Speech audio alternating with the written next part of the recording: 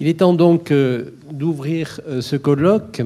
Maître cerveau sur son homme perché, la référence à ce pastiche de Paul Valéry s'est imposée pour notre colloque. Le cerveau posé au sommet de la colonne vertébrale n'est-il pas le témoin de l'humanisation au terme du long processus de l'évolution? Les orateurs précédents ont bien montré pourquoi ce thème avait été choisi. La première raison, c'est la contribution de l'école de Montpellier à l'invention de la médecine du cerveau. Et la deuxième est le fait que notre ville, au passé prestigieux, a su relever le défi de la modernité en se positionnant dans les tout premiers rangs en France pour ses unités de recherche médicale. Plusieurs se sont regroupés dans le cadre prestigieux de l'Institut des neurosciences de Montpellier, particulièrement performant dans les pathologies neurodégénératives, cérébrales et sensorielles. Très rapidement, je vais vous rappeler quel va être le déroulé de ces deux journées. En introduction, le doyen Jacques Bringer nous présentera les méthodes pédagogiques modernes permettant de former des médecins au cerveau à la fois biotechnologique et humain. La première session sera consacrée au cerveau réparé. Notre CHU est à la pointe de techniques innovantes. La chirurgie fonctionnelle par neurostimulation nous sera présentée par le professeur Philippe Coub.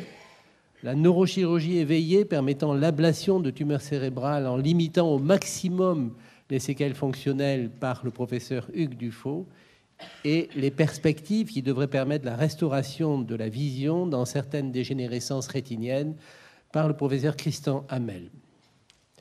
Traiter du cerveau artiste s'imposer dans une académie pluridisciplinaire, nous découvrirons les particularités du fonctionnement du cerveau de Mozart avec le professeur Bernard Lechevalier, et au terme de sa conférence, nous aurons le privilège d'écouter un duo à cordes en sol majeur de Mozart, exécuté par deux super solistes de l'Orchestre Opéra National de Montpellier, Dorota Anderseska, violoniste, et Cyril Trécoire, violoncelliste. Puis le professeur François-Bernard Michel et Vincent Biolès tenteront de percer les mystères du cerveau du peintre Van Gogh, avant que le docteur Étienne Quénan ne décrypte ceux des écrivains Nietzsche, Dostoïevski et Proust. La matinée du vendredi sera ouverte par le professeur Jean-François Mattei, ancien ministre de la Santé, créateur de l'espace éthique méditerranéen, qui a intitulé sa conférence « La métaphysique du cerveau ». Il ouvrira notre réflexion à ce que pourrait être le cerveau augmenté, utopie ou hypothèse réaliste. Puis viendront les saisons du cerveau, celui du fœtus, qui, nous dira le docteur Catherine Dolto, se modèle au fil du temps sous l'influence de facteurs génétiques et environnementaux, le cerveau bouillonnant de l'adolescent, si familier au pédopsychiatre Robert Bress, le cerveau qui vieillit, est-ce inéluctable, s'interrogera devant nous le doyen Jacques Touchon, avant que les processus cérébraux qui amènent certains patients à solliciter le chirurgien esthéticien ne soient analysés par le docteur Jacques Matteux. Dans la dernière table ronde, cerveau et pensée, la distinction corps-âme-esprit sera déclinée sous divers angles par le professeur Thierry Lavabre-Bertrand, médecin, le professeur Jean-Daniel Cos, psychanalyste, et le professeur Christian Belin, spécialiste de la littérature du XVIIe, ce siècle qui vit surgir l'interrogation sur l'homme-machine.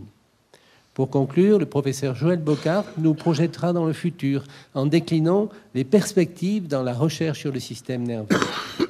Pendant ces deux journées, vous apercevrez Madame Régine de Tambel, écrivain, noircir des pages, qu'elle nous restituera dans sa relecture du colloque à la manière de, mais je n'en dis pas plus. Je voudrais remercier tout particulièrement notre confrère Gérard Calvé, artiste peintre, membre de l'Académie des sciences et lettres de Montpellier, qui a accepté d'illustrer notre colloque par le tableau que vous avez sous les yeux. Je vous souhaite un bon colloque et je cède aussitôt la parole au doyen Jacques Bringer pour sa conférence inaugurale.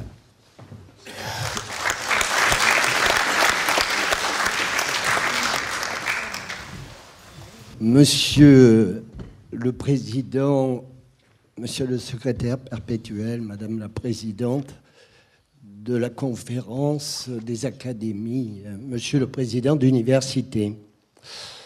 Former des médecins au cerveau biotechnologique et humain est un enjeu considérable vu l'évolution des sciences aujourd'hui et de la masse des savoirs à assimiler. Sur cette jolie peinture du XIVe siècle, Roger de Parme enseigne la chirurgie à cerveau éveillé. Vous voyez les yeux ouverts du patient. L'anesthésie, à l'époque, était simple. On l'attachait autour d'un poteau. Et on voit aujourd'hui que la chirurgie à cerveau éveillé a franchi quelques étapes et notre collègue Hugues Dufaux nous le démontrera. Mais aussi, on peut se dire, quel est le sentiment de ce médecin en train d'ouvrir un cerveau chez une personne non anesthésiée? Quelle est son âme et de quelle manière se comporte-t-il? C'est tout l'enjeu de l'évolution médicale aujourd'hui. Les études de médecine commencent par cela. Ils ont mauvaise mine, ils ont travaillé pendant des mois, sans compter les heures. Ils sont 2850 du fait de la non-sélection au baccalauréat et vont tenter d'être dans les 8% qui intègrent médecine avec plus de 14,2 de moyenne. Et puis, quelques années plus tard, 10 ans à 11 ans exactement, les voici devant le jury de thèse pour accéder à la fonction de médecin. Il s'est passé 11 ans. Qu'en a-t-on fait? Est-ce une formation satisfaisante? Et je vous propose de parcourir cette réflexion ensemble pour voir comment nous occupons ces 10 années et vers quels horizons doit-on aller. Alors, auparavant, l'université, la faculté de médecine, toute puissante, décrétait du haut de ses chaires quelles devaient être les connaissances, ce qu'il fallait apprendre, et au final, décider des compétences, du contenu des formations, sans toujours avoir la notion de ce qui existait sur le terrain en termes de besoins. Aujourd'hui, les choses ont changé. Nous devons d'abord analyser les besoins de la santé, bien sûr les besoins collectifs, les besoins individuels, les besoins régionaux, les besoins territoriaux, et nous adapter afin de déterminer les activités de soins correspondantes aux besoins et aux attentes, les compétences, les métiers, et finalement définir le contenu des formations. Vous voyez que cette démarche demande une certaine humilité de la part des universitaires qui doivent vivre dans un monde non cloisonné, mais totalement ouvert aux besoins de la population. Alors, les nouvelles formations pour de nouvelles missions. Dans un premier temps, je vais aborder les aspects de ces nouveaux besoins, de ces nouvelles attentes des patients. Formés pour soigner, il faut observer ces nouvelles attentes et surtout voir l'évolution de nos pratiques qui connaissent un changement considérable dont certains vous seront présentés à la suite. Formés pour innover, on ne peut ignorer dans une faculté de médecine de donner l'envie à une certaine curiosité de l'esprit, à un esprit critique qui permette d'accéder, si ce n'est à la recherche médicale, au moins au progrès technologiques, biologiques, scientifiques qui apparaissent et qui sont parfois d'une grande complexité. Enfin, et c'est un volet majeur de la formation, il faut innover pour former. La faculté de médecine de Montpellier a une longue et belle histoire que chacun connaît, mais pour survivre, elle nous oblige à la modernité. Et cette modernité doit apparaître dans l'innovation pour former, et c'est les éléments que je présenterai au fur et à mesure. Alors, je voudrais attirer votre attention sur l'évolution considérable de la manière de soigner liée à l'apparition, à l'émergence, à l'explosion logarithmique des maladies chroniques. Les maladies aiguës sont guéries. Nous avons vu sous nos yeux, pour l'illustrer, la transformation du HIV, du sida. Ils mouraient tous, ou presque, ils vivent tous en quelques années. Transformation d'une maladie aiguë, mortelle, sous nos yeux, de façon accélérée, en maladie chronique, j'ai envie de dire banale, comme le diabète, avec des exigences d'observance, avec une surveillance, mais lorsque le traitement est bien suivi, bien adapté, cette maladie est aujourd'hui une maladie chronique. D'autres grandes conquêtes de la médecine ont permis ce passage de la maladie aiguë à la maladie chronique. Je ne vais pas citer tous les exemples, ils sont multiples. Et le modèle dit biotechnomédical, c'est-à-dire un modèle hautement scientifique d'approche de la maladie, a été très conquérant au cours des 50 dernières glorieuses, avec des progrès évidents sur un très grand nombre de maladies. Cependant, aujourd'hui, l'enjeu des maladies chroniques doit peut-être montrer le cap d'une médecine moins conquérante, plus humble, car le malade chronique ne guérit jamais et confirme de manière très moderne la citation de Louis Pasteur concernant le métier de médecin: guérir parfois, je dirais que dans la maladie chronique, c'est quasiment jamais. C'est soulager souvent. Dans la maladie chronique, on peut changer l'évolution de la maladie, la modifier, soulager toujours. Et enfin, Louis Pasteur ajoute, écouter toujours. Et dans la maladie chronique, je voudrais vous démontrer que l'écoute est fondamentale et un préalable à la qualité des soins.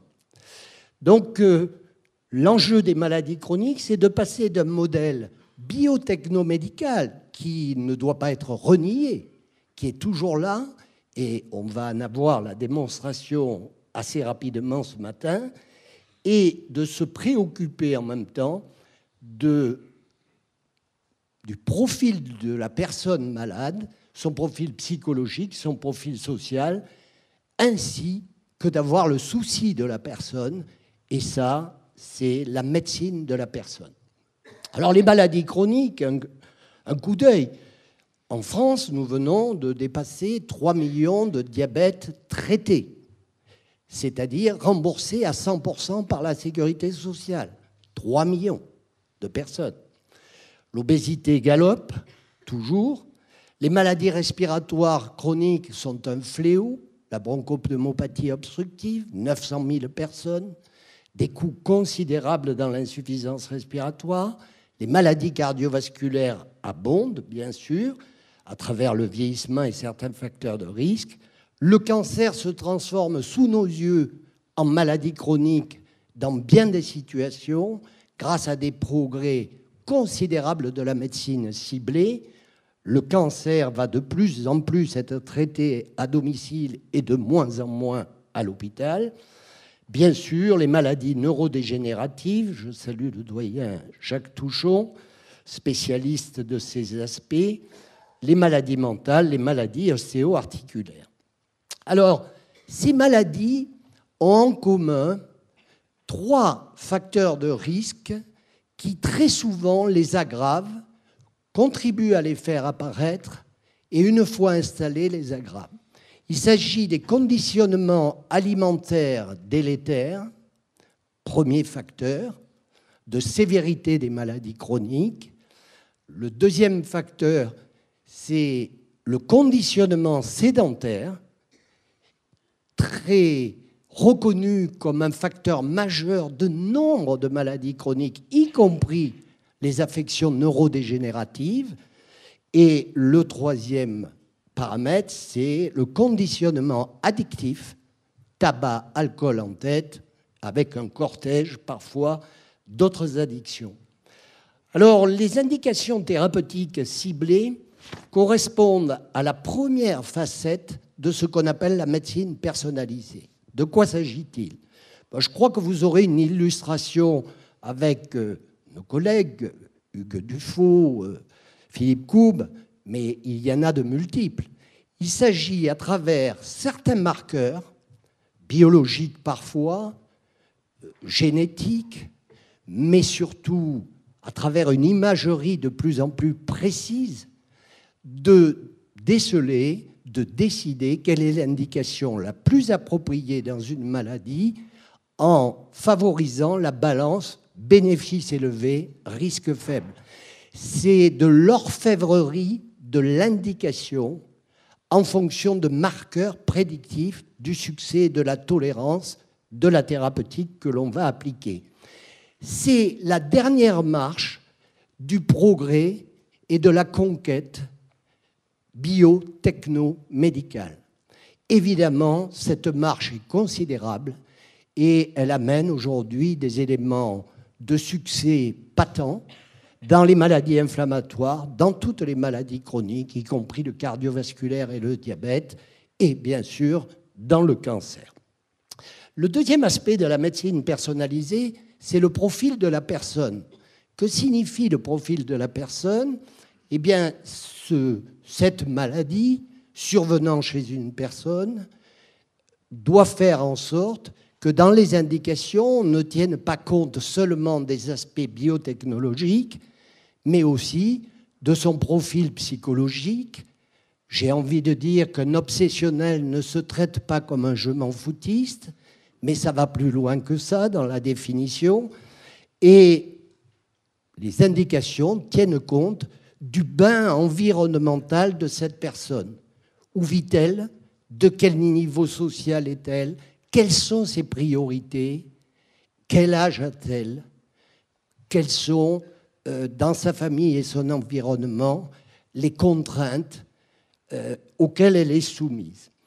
Et donc le profil de la personne est une notion de groupe, de niche écologique, dans lequel on va préciser l'indication des thérapeutiques et des approches. Et enfin, le troisième volet, mais pas le moindre, de la médecine personnalisée, c'est le souci de la personne.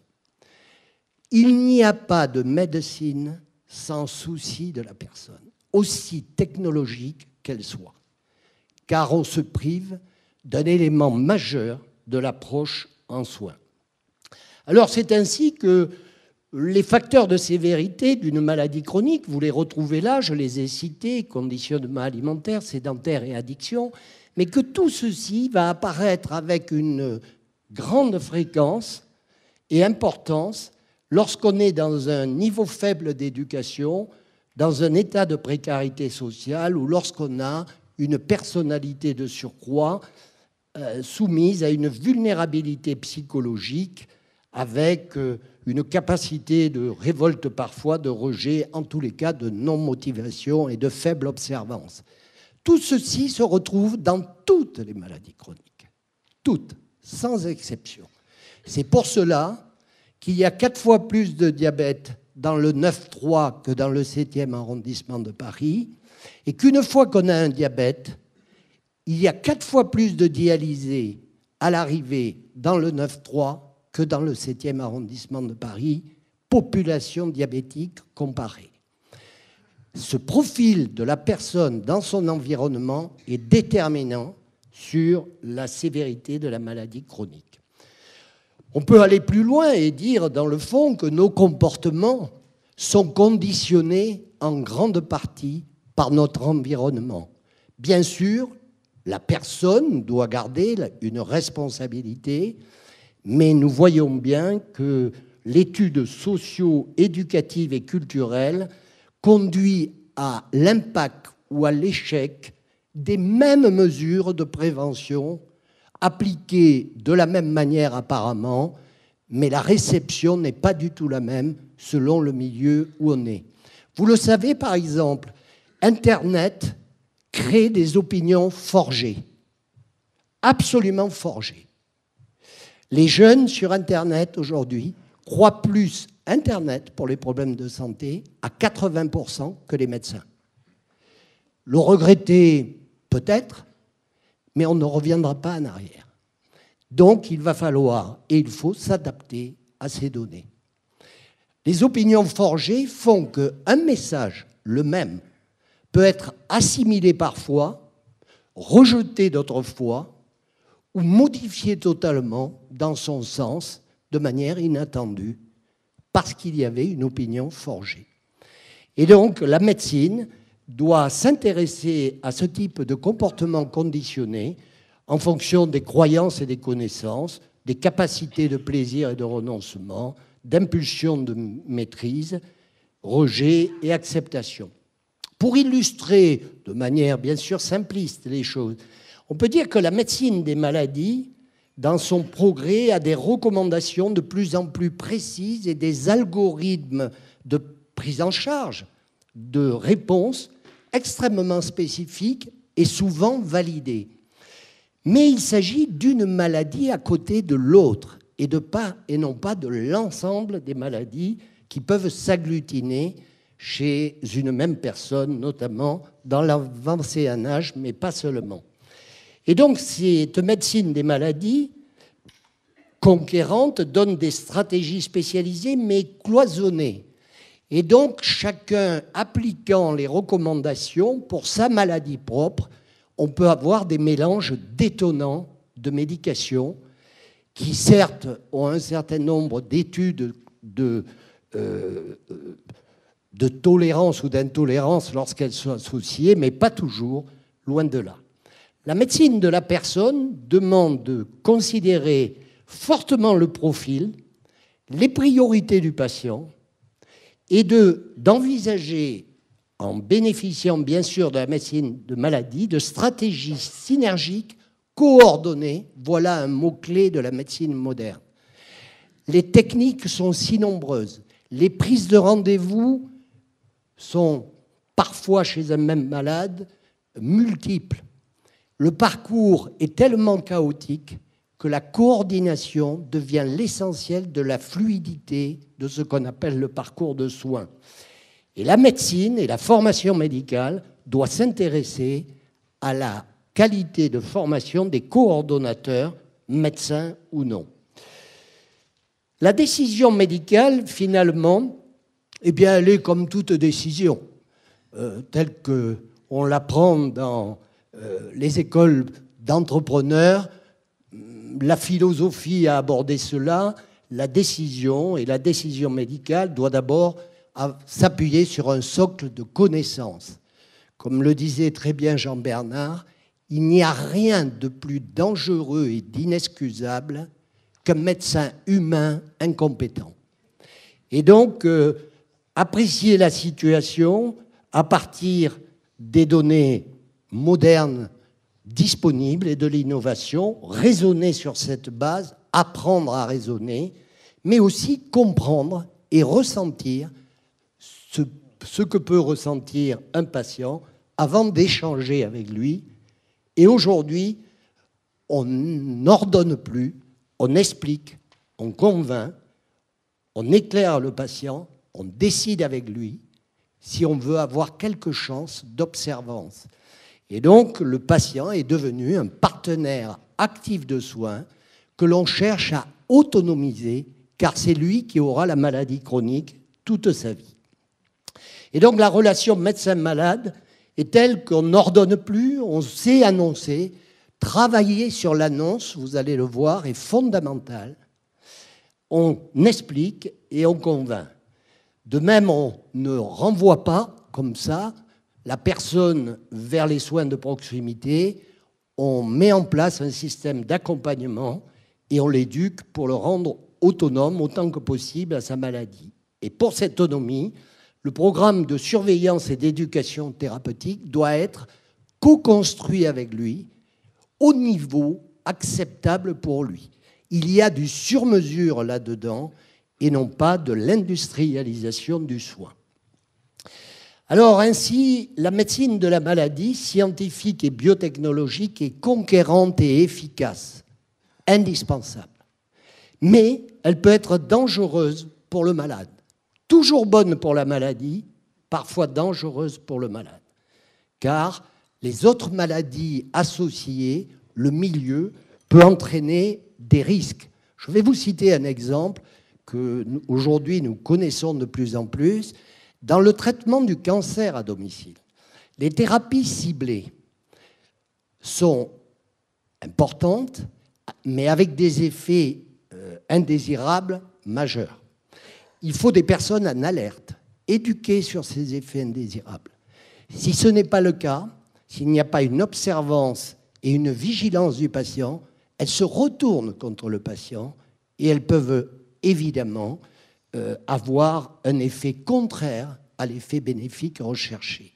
La formation du patient atteint de cancer suivi à domicile devient un élément essentiel de succès du traitement. Et puis, aux côtés de cette médecine scientifique et biotechnologique, il y a la médecine de la personne, attentive au profil, vous ai-je dit, et avec le souci de la personne. Et cette médecine doit être humble et attentive. Mais l'humain peut cacher, je vous l'ai dit, l'incompétence, des croyances pseudo-scientifiques, voire des dérives sectaires. Et nous avions hier soir une thèse sur les médecines dites parallèles, et on voit un certain nombre d'aspects intéressants des médecines parallèles, avec un certain nombre de garde-fous nécessaires.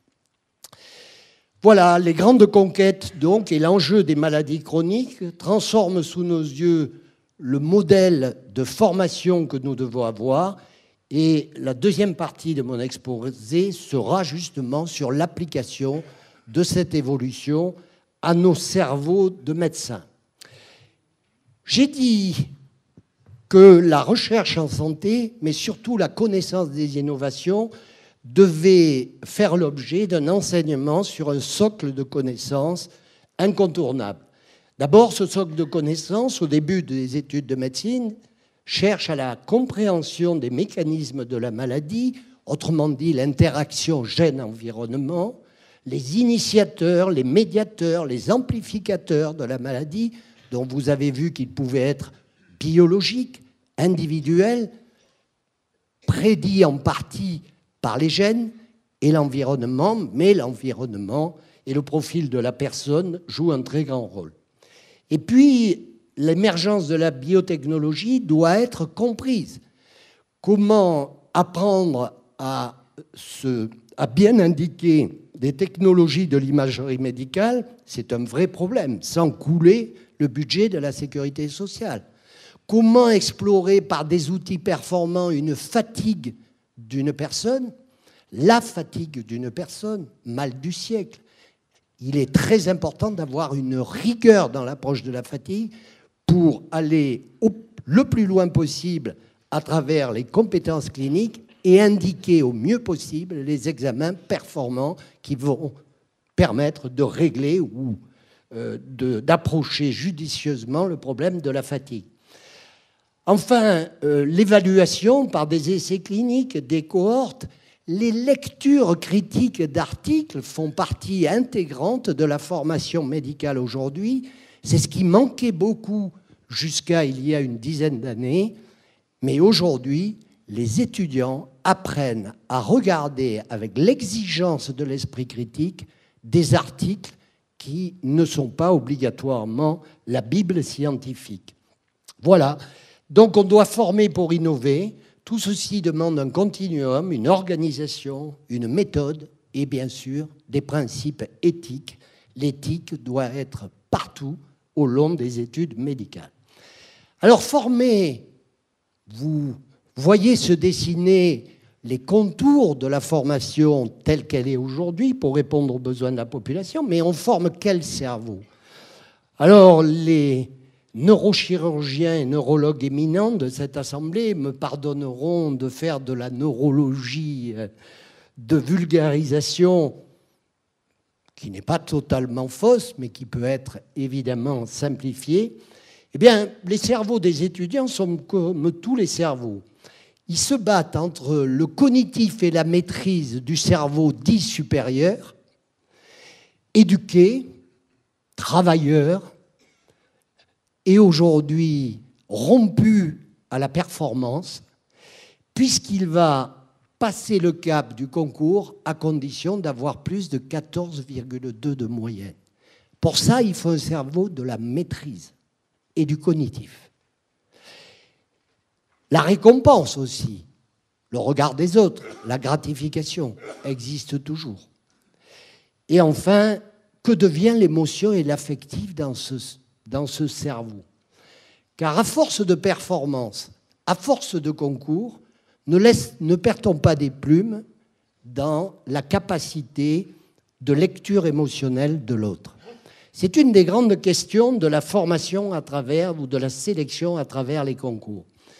Alors on critique à la faculté de médecine, et je crois que c'est une critique parfaitement justifiée, mais dans d'autres domaines de la formation, de s'intéresser plus à un cerveau du cognitif, un cerveau savant, une tête bien pleine, remplir les heures de cours, chacun se battant pour apporter le maximum de connaissances à ses étudiants. Mais évidemment, ce qui compte le plus de nos jours, ce n'est peut-être plus la connaissance, car elle est accessible par le cerveau électronique numérique à tout moment, à travers l'iPhone. D'ailleurs, il n'y a qu'à voir les étudiants contrôler ce qui est dit en cours à travers la lecture qu'ils ont sous les yeux avec leur iPhone. Et ce qui est important, c'est comment inculquer l'esprit de synthèse, l'esprit critique, les valeurs scientifiques et éthiques permettant d'avoir cet esprit critique. Et en fait, l'essentiel est comment prioriser les connaissances pour avoir une capacité de décision et d'action qui soit efficace et la moins dangereuse possible pour les malades. Donc la tête bien faite, ou le cerveau efficient, peut être très différent du cerveau savant. Chacun en a conscience. Et le bon médecin n'est pas que le cerveau efficient et la tête bien faite. C'est un cerveau humain. Et là, c'est le cerveau limbique, un cerveau presque primaire, un cerveau plus profond, un cerveau qui n'est peut-être pas celui de l'animal supérieur, mais de beaucoup d'animaux, un cerveau de l'émotion limbique qu'il faut aller gratter avec les capacités de lecture de l'autre, le souci de l'autre personne, l'attention et l'écoute. Eh bien, on peut représenter ces cerveaux, vous le voyez, en bleu et en orangé, rouge, et vous voyez que globalement, le cerveau de l'animal supérieur est le plus haut possible dans la construction cérébrale, le cognitif savant, la maîtrise absolue, et le cerveau de l'émotion peut être dominé par le contrôle cognitif excessif. On connaît bien cela dans la performance réussie totale de maîtrise du cerveau qu'est l'anorexie mentale. Maladie de la maîtrise absolument aboutie où le cerveau supérieur a étouffé le cerveau émotionnel. Et donc, même si nous savons qu'en première année de concours de médecine, nous avons un certain nombre d'anorexie mentale, croissante d'ailleurs, ce qui questionne aussi, nous savons qu'il peut y avoir des formes plus mineures de maladie de la maîtrise. Voilà, ce cerveau limbique, ce cerveau cognitif, comment les équilibrer au cours des études médicales. Bien sûr, ce n'est pas une étude scientifique que je vous montre, mais les étudiants en médecine sont considérés à travers ce que l'on observe sur une courbe de Gauss. À l'extrême gauche de la courbe, il y a ceux qui ont une sensibilité excessive, majeure, à fleur de peau, une lecture émotionnelle de l'autre considérable. Il va falloir leur apprendre à prendre de la distance, c'est-à-dire à ne pas être immergé, noyé dans l'émotion de l'autre. À l'autre extrémité de la courbe de Gauss, il y a des étudiants qui ont peu de lecture émotionnelle. Peu, très peu. Et qui peuvent avoir des réussites au diplôme considérables. Le cognitif a tout gagné. Et enfin, au milieu, fort heureusement, la masse des étudiants sont malléables, modulables. Il suffit de gratter un peu plus profond que le cerveau cognitif, le cerveau limbique, pour faire apparaître l'émotionnel à la condition de les sensibiliser, de les entraîner. C'est vrai que la sélection, les concours, la performance conduisent à déplacer le curseur plutôt vers la maîtrise, et c'est un danger probable. Alors, les nouvelles formations sont faites de formations à la médecine semi-industrielle, nécessaires, importantes, technologiques, on l'a dit, avec des formes de standardisation dans l'organisation, très recherchées par tous les établissements de santé, des normes, apprendre des normes, normater, normaliser des cerveaux qui peuvent avoir une certaine originalité dans le soin pour appliquer des mesures standardisées de sécurité, de prévention de risques. Ça s'est avéré très efficace. Et puis, bien sûr, apprendre les nouvelles technologies, tout ce que je viens d'évoquer. On peut former les cerveaux dans ce sens, et on doit les former. Mais il y a un danger, vous le voyez, c'est le risque de dépersonnalisation de cette médecine semi-industrielle. Et pour lutter contre ce risque, il faut équilibrer la formation avec une médecine personnalisée, une attention à l'individualisation des décisions et de l'accompagnement, une reconnaissance du profil de la personne et un souci de cette personne. C'est ce qu'on appelle la formation à la médecine personnalisée globale, prise en charge globalement. Bien sûr, en parallèle, les formations doivent être multiprofessionnelles, car les professionnels de santé doivent se coordonner et agir ensemble sur un soin centré sur le patient. Alors, des outils, nous en bâtissons, nous en achetons, nous en avons, et la plateforme qui va naître à la nouvelle faculté de médecine, Arnaud de Villeneuve, que vous voyez monter actuellement et en 2017, amorcé le projet par Jacques Touchon, mené en compagnie avec le fort soutien de Philippe Auger et des financements considérables de la région, eh bien, la plateforme à elle seule de technologie, hormis le bâti, en matériel technologique, coûtera plus de 2 millions d'euros. Simplement pour acquérir des habiletés, des réflexes, s'entraîner à ce qu'on peut appeler la médecine du geste, la médecine collective, ou la chirurgie, ou la réanimation collective, mais une médecine assez standardisée. Alors, entre l'acquisition des connaissances cours théoriques et les stages pratiques de compagnonnage, qui ont toujours leur place, bien sûr, il y a des outils qui entraînent au geste individuel, des outils parfois simples pour apprendre à faire une prise de sang, une ponction lombaire, des outils qui apprennent à faire les massages cardiaques, des mannequins, à intuber, à ventiler dans de bonnes conditions. Et ces mannequins, relativement simples, sont importants pour s'entraîner, supprimer le stress et acquérir des réflexes sans aller la première fois sur le patient. Et puis, il y a des matériaux beaucoup plus complexes qui ont un prix considérable et qui, bien sûr, sont indispensables pour l'apprentissage de gestes plus spécialisés. Enfin, il y a des gestes et réflexes collectifs avec des mannequins de haute fidélité, extrêmement coûteux, et des salles d'entraînement. Alors, petit problème.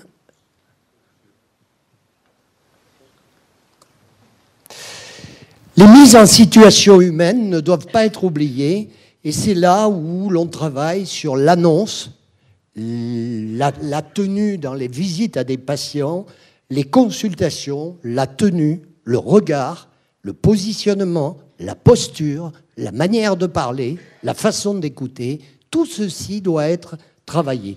Bien sûr, l'éducation thérapeutique. Voilà cette faculté de médecine, telle qu'elle n'est pas encore, mais sera, avec ses 5 niveaux, les colonnes représentant 3 niveaux. Et le 4e étage est dédié au centre d'apprentissage par simulation, avec ce que nous avons appelé les entraînements individuels sur des consoles virtuelles qui permettent d'acquérir un certain nombre de gestes et d'avoir une aptitude plus aguerrie à ces gestes. Ça ne remplace pas ensuite d'autres types de formations sur le corps, les spécimens anatomiques, sur l'animal parfois dans les procédures opératoires et bien sûr sur l'humain lui-même accompagné d'un senior chevronné. Et puis des salles d'entraînement collectif qui ressemblent, parce qu'elles sont absolument identiques aux salles d'intervention, mais lorsqu'on sait que dans une salle d'intervention, il y a aujourd'hui entre 8 et 12 personnes à coordonner sur et autour du malade, compte tenu des compétences requises, eh bien on comprend qu'il faut apprendre à travailler ensemble et notamment à prévoir les situations de crise. Ce sont des mannequins bourrés d'électronique, capables de simuler arrêt cardiaque, défaillance respiratoire, accident vasculaire cérébral, et j'en passe. Alors on a démontré de plus en plus les bénéfices de cette mise en situation et de ces entraînements préalables.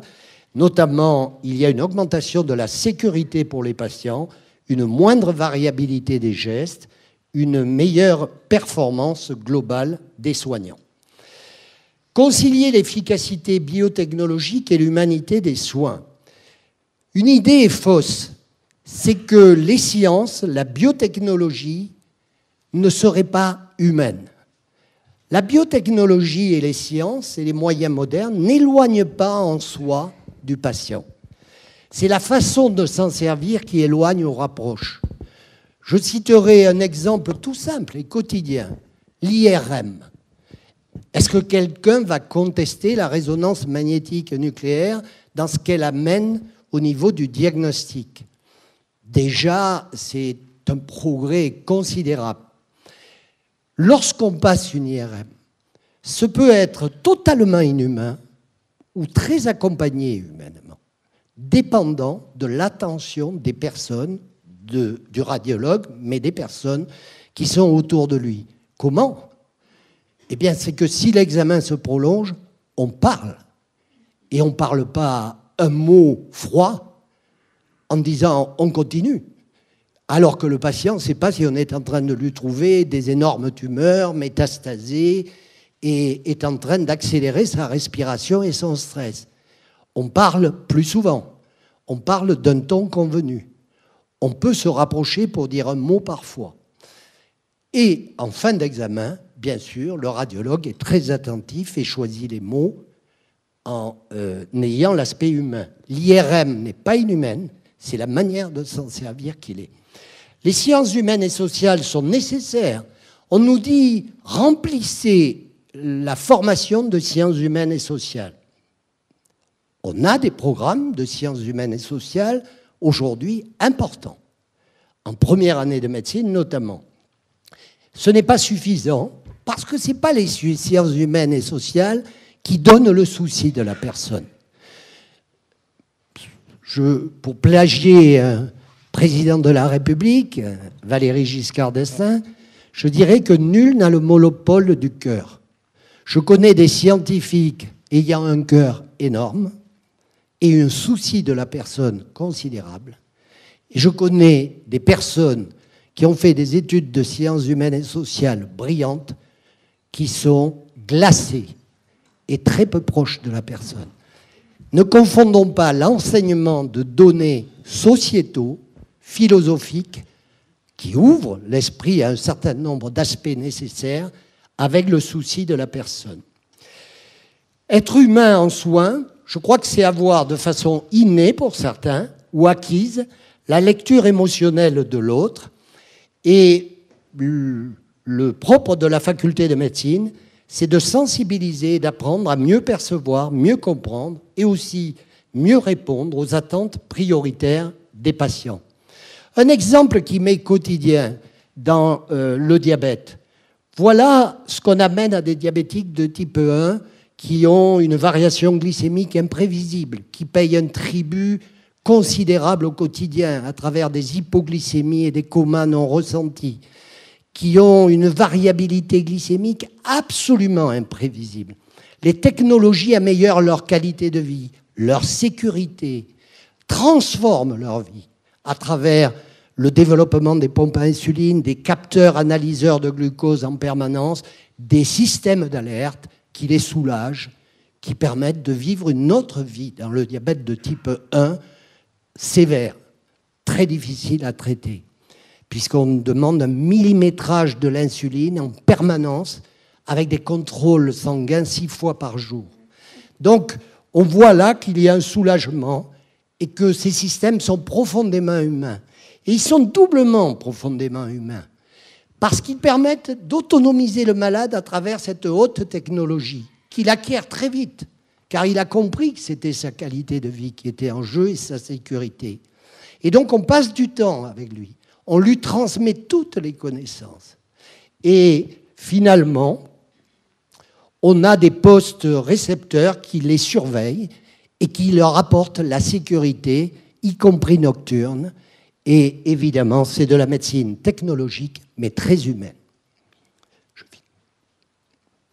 Voilà les 2 ou 3 dernières plaques. C'est le 5e étage de la faculté de médecine pour cette personnalisation attentive.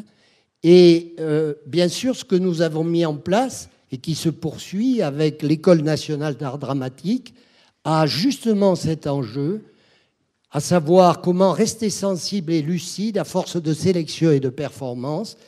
Il y a donc des ateliers de la rencontre et du relationnel qui ont lieu aujourd'hui, même pour les étudiants du 2e cycle, dans les locaux de l'École nationale d'art dramatique à proximité, où là, on va apprendre à écouter, on va apprendre à avoir la bonne distance, on va surtout apprendre la qualité de l'annonce et de la présence, car il n'est pas inné, à la fin d'études de médecine, d'annoncer à des parents que leur enfant est leucémique, que leur enfant vient d'avoir une leucémie et qu'on vient de le diagnostiquer. Ce n'est pas inné. Il faut l'apprendre et c'est tout le problème de la formation. C'est pour ça qu'une faculté de médecine, ça ressemble aussi à ça. C'est des boxes d'entraînement multiples, nombreux, avec des salles de consultation pour répéter. En concluant, je vous dirais que la formation initiale en faculté de médecine, 5400 étudiants, est une rampe de lancement. Elle n'a pas pour vocation de tout apprendre. Elle doit donner envie, donner des bons principes, permettre d'exercer dans de bonnes conditions. Et c'est bien sûr l'objet de la future faculté qui doit porter l'innovation tout en chérissant la tradition, en sachant pour tout étudiant, et je cite Étienne Quénan, dont la phrase m'a beaucoup plu il y a quelques jours, « Le talent est un don du ciel lié d'abord à un immense travail. Parce que sans travail, aucun talent ne s'exprime vraiment. » Je vous remercie.